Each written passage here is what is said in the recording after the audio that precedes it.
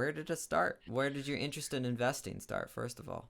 That's a great question. So, I guess for those that don't know me, hello, my name is Austin, Austin Hankwitz. I'm 24 years old. I work for a publicly traded healthcare company doing mergers and acquisitions. I graduated from the University of Tennessee in 2018 with a degree in finance and economics.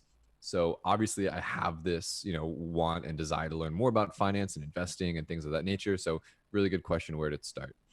Um, I would say it's sort of a weird story, but it's one, I mean, it's true. So back in 2006, 2007, right when the market was kind of shaky, getting ready to crash, my dad retired. He turned, I think, 62 or 63 at the time, and he took an early retirement. And he was incredible, right? He's home all the time. We are doing fun stuff together, and we were living a life. And then 2007, 2008, 2009 happened, and obviously the stock market crashed, everything went down, and so did his retirement account, as well as his flexibility to be hanging out with us. And now he needed to pivot away from this is an incredible retirement experience to how am I going to feed my family? How are we going to, keep things moving forward? And so I remember that experience very well, and I remember how it felt, and I never want to feel that, and I never want my kids to feel that. And so that is what stemmed from, okay, how my dad's, I look at my dad more than anything, right? How is my dad someone that I think is so smart, so successful? How is he such an incredible person, but he got this wrong? How can I get this right and make sure that I can tell as many people as possible also how to get this right, and not wind up like that situation happened, right? So that's where everything stemmed from. I think I was like 11, 12, 13 years old at the time, and obviously old enough to understand what the stock market was and companies, right? But not old enough to understand the financials and trends and things of that nature, but just enough to like plant the seed. So that's definitely where it all started. Did it stay with you as you moved forwards, or do you feel like you went over, to other interests and then came back to it? So I think with investing, that sparked my sort of desire to be an entrepreneur, my desire to make money, my desire to learn about building businesses. I've always been fascinated by people that are able to, come up with some sort of idea that solves a problem for millions of people and then make tens of millions, hundreds of millions of dollars from that idea. And so that, planted the seed. And then moving forward, it was the next big step in my journey here is Dave Ramsey. I discovered Dave Ramsey when I was a junior in high school because in the state of Tennessee, which is where I reside, Tennessee is the number one state for bankruptcies per capita. And so Dave Ramsey, who's also in Nashville, Tennessee, was like, "Yo, let me do something about this. We need to be teaching personal finance and economics inside of everyone's high school curriculum." And so Yes. my junior year was the first year that they piloted that idea. It was over at my high school, and so for I think it was like a 6 week or 9 week course, right? We sat through Dave Ramsey's, hour-long seminars. We went through his baby steps. We listened to some of the people that called into his show, and I was like, "Yo, this guy is saying that I can start investing into a Roth IRA at 18, do that until I'm 25, and then completely stop and still have more money than the guy that didn't start till he was 35. Like that's incredible. What? Wow, was $500 a month? Like, dude, I can get a job and put money. You know what I'm saying? Like, there was the wheel started turning after Dave Ramsey explained it like that.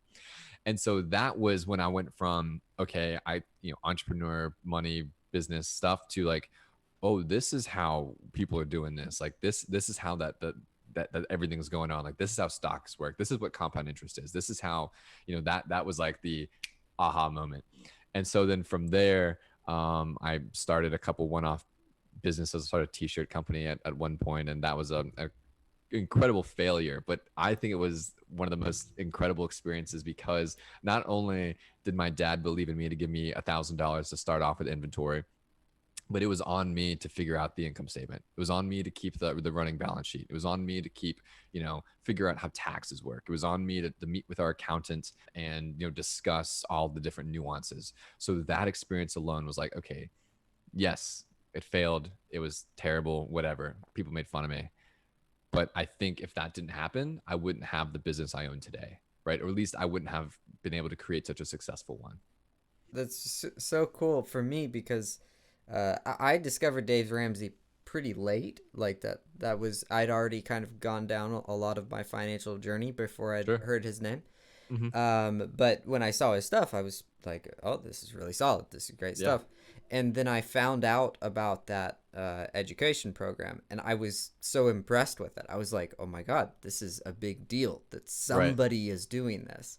And then you're the first person I met that had, like an Gone, experience with it. yeah, like gone through it, And right? sure Yeah. enough, it is a big deal.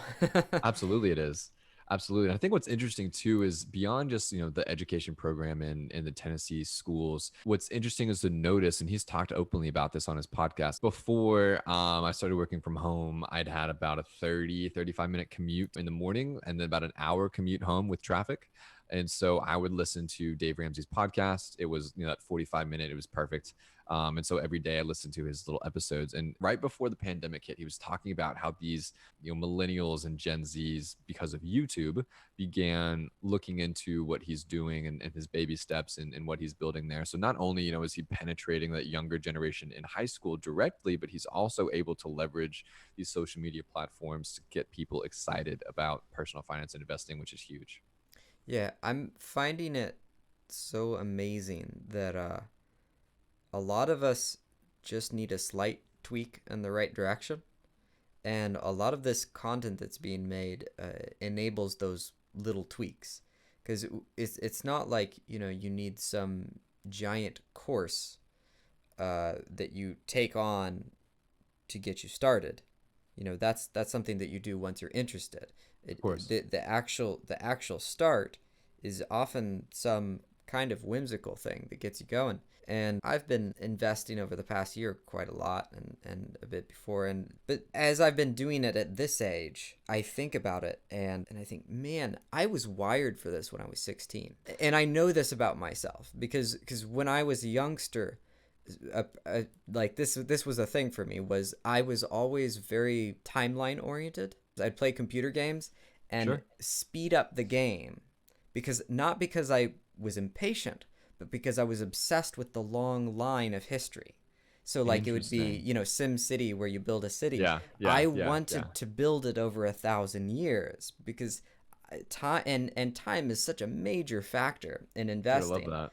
Yeah, And absolutely. and yeah, like when I think about that, I'm like, I could have gotten involved at a very early age, and yeah, I probably would have made some irrational, childish decisions, but I think I would have benefited from it. And the only reason it didn't happen was because I didn't have those little tips and those little pieces of content that said, "Hey, you might like this. This might benefit you." And in my experience, I'm not sure if your viewers know, but I have a Patreon account. I've got tons of people over there and I talk to them all the time. And the biggest moments for these people that I've noticed are when someone sits down and shows them, okay, you're 28 years old. You want to invest $362 a month. That's what you can budget. If you just simply put that into an index fund and reinvested your dividends, it'll be this number. And they're like, telling me I'll have this number at 64, or I'll have this number at 34 or 49. Statistically speaking, that's the number you'll have. Dude, I had no idea. I've never understood. Or another case, this guy was really, really sort of like distraught. He was, I think, like late 40s. He hadn't really started investing towards retirement yet. And he's like, I got to do this, this, and this. And I'm like, all right, well, let me sort of walk you through what that looks like. And so, we did a little Zoom call and I made the model for him. And he's like, oh, wait. So when I'm 67, I'll have, 1.3 million if I do this, this, and this. Statistically speaking, yeah. Oh, dude, that's okay. Wow, I feel a lot better now. Like and so like I totally agree when it makes like these whimsical, pieces of content or something like that. A lot of people just need that quick little explanation, the quick little, like, your videos all the time have a really good way of showing over what you can do if, instead of paying student loans or the interest on student loans or the interest on your mortgage, like 15 to 30 year, like I've seen a lot of videos you make around time, and once you show them what that does over that period of time, they're like, whoa, I didn't realize that. And that, in my opinion, is that the glory moment, right? It's when things just really click, and that's when someone, that's when they drink the Kool-Aid. You know what I'm saying? Yes. Yeah, and you do have to drink the Kool-Aid. You have to get to the point where you want it. It's such a strange progression where I see people all the time. They all start with the same narrative and end with the same narrative. And what happens in that process of learning to invest is, first, they aren't in debt investing, maybe they're in debt, and you say, hey, you should invest, Mm-hmm. and their automatic response is, well, yes, but I should enjoy my youth, and there's these things that Every I single want, time. and like it would be painful, and that's the narrative, and it always repeats. It's never changes. Every single time it's a special situation where this is unique. This is why it's hard, and it's Yeah, always the yeah, same. yeah. And then it transitions to, okay, you know what? I'm gonna try, because you've shown them the compound interest calculator 50 times, because that's what it takes, is getting to that point where they are like, oh, okay, yeah, yeah, money, I like money. I like money.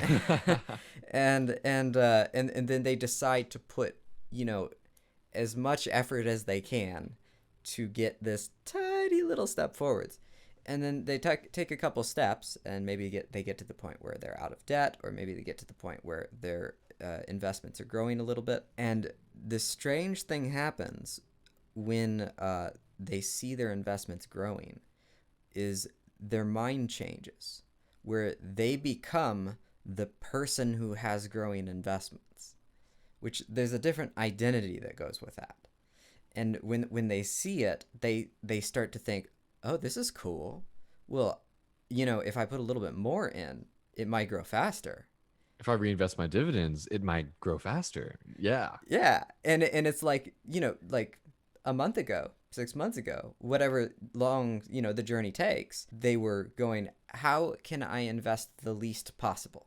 Exactly right. And Exactly. then once they see it, and their mind shifts, where they have this identity of, oh, I invest. Now they go, what is the most I can invest? How can I invest more?